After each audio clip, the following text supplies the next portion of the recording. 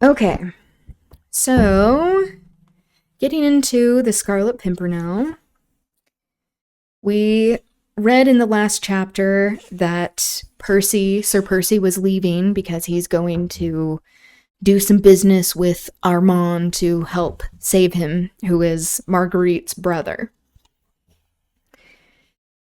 Okay, this is chapter 18, called The Mysterious Device. The day was well advanced when Marguerite woke, refreshed by her long sleep. Louise had brought her some fresh milk and a dish of fruit, and she partook of this frugal breakfast with hearty appetite. Louise is the name of a servant. Thoughts crowded thick and fast in her mind as she munched her grapes. Most of them went galloping away after the tall, erect figure of her husband. Erect, you say? Okay, I'll stop. Whom she had watched riding out of sight more than 5 hours ago. In answer to her eager inquiries, Louise brought back the news that the groom had come home with Sultan, that was Sir Percy's horse, having left Sir Percy in London. The groom thought that his master was about to get on board his schooner, which was lying off just below London Bridge. So, all of this ruling class money and free time for him to engage in these activities. Sir Percy had ridden thus far, had then met Briggs, the skipper of the Daydream, the name of the schooner, and had sent the groom back to Richmond with Sultan and the empty saddle. This news puzzled Marguerite more than ever. Where could Sir Percy be going just now in the Daydream? On Armand's behalf, he had said. Well, Sir Percy had influential friends everywhere. Perhaps he was going to Greenwich, or ... But Marguerite ceased to conjecture. All would be explained anon. He said that he would come back, and that he would remember. A long, idle day lay before Marguerite. Yeah, because you don't have to work for money. Anymore, at least. She used to. She was expecting the visit of her old schoolfellow, the little Suzanne de Tournay. With all the merry mischief at her command, she had tendered her request for Suzanne's company to the Comtesse in the presence of the Prince of Wales last night. She's being manipulative. His Royal Highness had loudly applauded the notion and declared that he would give himself the pleasure of calling on the two ladies in the course of the afternoon. The Comtesse had not dared to refuse, and then and there was entrapped in a promise to send little Suzanne to spend a long and happy day at Richmond with her friend. Yeah, using the concept of class against her. Marguerite expected her eagerly. She longed for a chat about old school days with the child. She felt that she would prefer Suzanne's company to that of anyone else.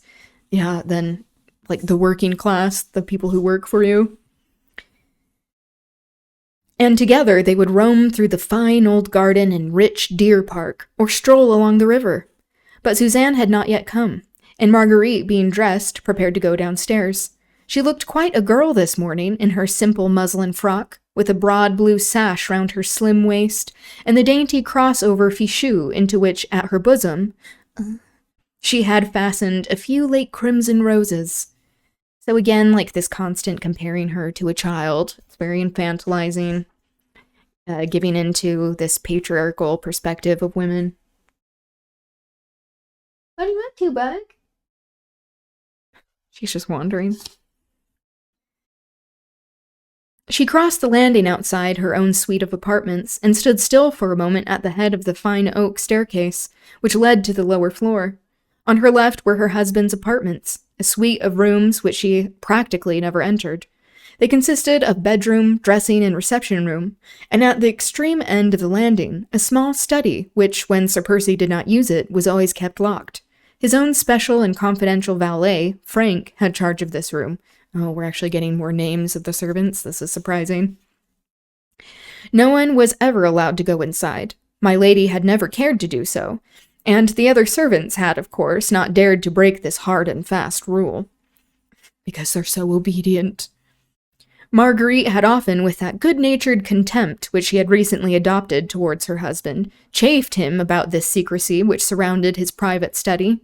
Laughingly, she had always declared that he strictly eluded all prying eyes from his sanctum, for fear that they should detect how very little study went on within its four walls. A comfortable armchair for Sir Percy's sweet slumbers was, no doubt, its most conspicuous piece of furniture. Marguerite thought of all this on thought of all of this on this bright October morning as she glanced along the corridor. Frank was evidently busy with his master's rooms, for most of the doors stood open, that of the study amongst the others. Oh, she's gonna spy. A sudden, burning, childish curiosity seized her to have a peep at Sir Percy's sanctum. This restriction, of course, did not apply to her, and Frank would, of course, not dare to oppose her. Still, she hoped that the valet would be busy in one of the other rooms, that she might have that one quick peep in secret and unmolested. Gently, on tiptoe, she crossed the landing, and, like Bluebeard's wife, trembling, half with excitement and wonder, she paused a moment on the threshold, strangely perturbed and irresolute. The door was ajar, and she could not see anything within. She pushed it open tentatively. There was no sound. Frank was evidently not there, and she walked boldly in. At once she was struck by the severe simplicity of everything around her.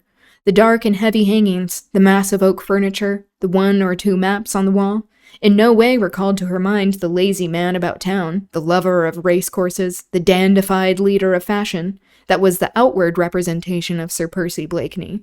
There was no sign here, at any rate, of hurried departure. Everything was in its place. Not a scrap of paper littered the floor. Not a cupboard or drawer was left open. The curtains were drawn aside, and through the open window, the fresh morning air was streaming in.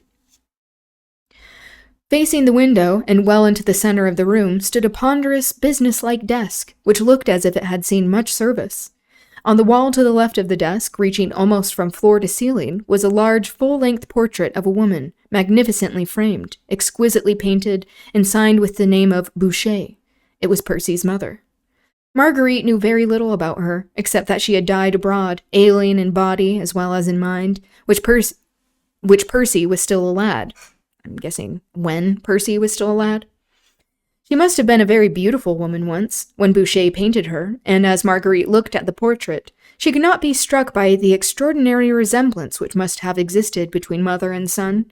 There was the same low, square forehead, crowned with thick, fair hair, smooth and heavy, the same deep-set, somewhat lazy blue eyes beneath firmly marked, straight brows, and in those eyes there was the same intensity behind that apparent laziness, the same latent passion which used to light up Percy's face in the olden days before his marriage, and which Marguerite had again noted, last night at dawn when she had come quite close to him, and had allowed a note of tenderness to creep into her voice. Marguerite studied the portrait, for it interested her. After that she turned and looked again at the ponderous desk. It was covered with a mass of papers, all neatly tied and docketed, which looked like accounts and receipts, arrayed with perfect method. It had never before struck Marguerite, nor had she, alas, found it worthwhile to inquire, as to how Sir Percy, whom all the world had credited with a total lack of brains, administered the vast fortune which his father had left him. Since she had, from colonial extraction and generational wealth,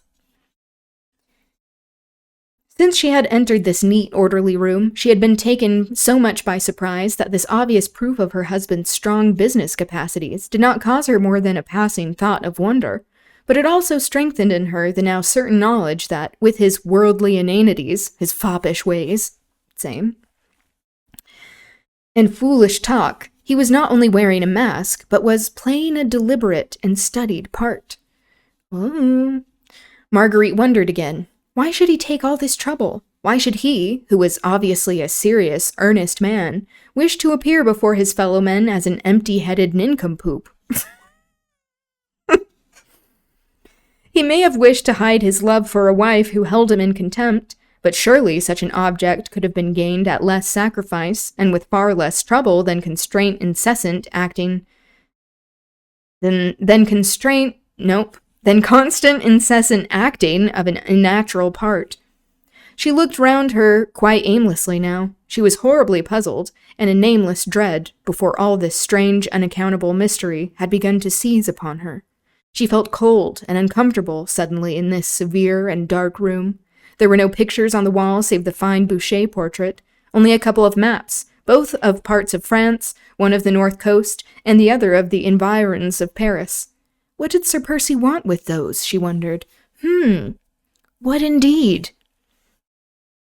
Her head began to ache. She turned away from this strange Bluebeard's chamber which she had entered, and which she did not understand. She did not wish Frank to find her here, and with a last look round, she once more turned to the door. As she did so, her foot knocked against a small object which had apparently been lying close to the desk on the carpet, and which now went rolling right across the room.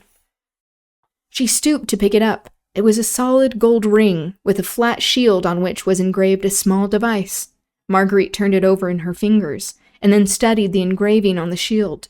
It represented a small, star-shaped flower, of a shape she had seen so distinctly twice before, once at the opera, and once at Lord Grenville's ball. Oh, so Sir Percy has this ring that has the marker of the Scarlet Pimpernel. What could that mean? Okay, that's another short chapter. But tomorrow, we're gonna continue talking about more Indigenous resistance, and also go over pro-social relationships, the article that you sent, Tan, that I want to look at, and how, like, consistent, empathetic, compassionate relationships that are not on again, off again, not just romantic ones, but how that not only helps with, like, personal health, but how that also helps to build community. So, okay, that's it for me today. Thank you for being here. It was good to chat with you. I hope you have a good rest of your day, evening, and I will see you soon.